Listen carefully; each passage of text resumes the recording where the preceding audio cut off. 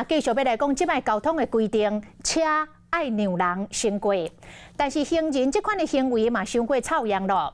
台北一个民众赛车，拄着行人违规过大路，伊好心让对方先行，但是这个行人毋若慢慢扫，行到路中，搁伫遐摇头盘耳，伫遐跳舞，搁甲驾驶比不雅的手势。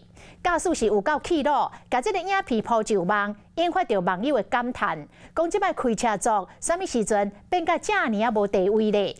律师讲，这过路人这款的行为已经卡着公然侮辱罪，而且无缘无故伫咧斑马线嬉闹停留，嘛会使罚款500块。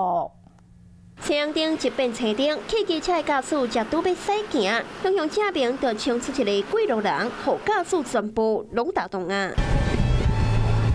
一个冲阳灯的查甫人竟然个哪跳舞哪过车路，双手摇来摇来，将车路当作是家己引导，哪跳舞隔壁不爱手势。对让伊先行的驾驶并重载，查甫人可说有行人的霸王条款，所有人拢无违法。闯红灯就闯红灯，就没有必要再加后面的动作这样。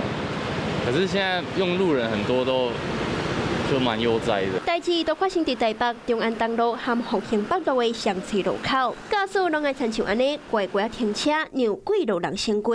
网友将画面抛去网络顶，行人冲阳灯搁遐尼长手，对驾驶并不爱手势。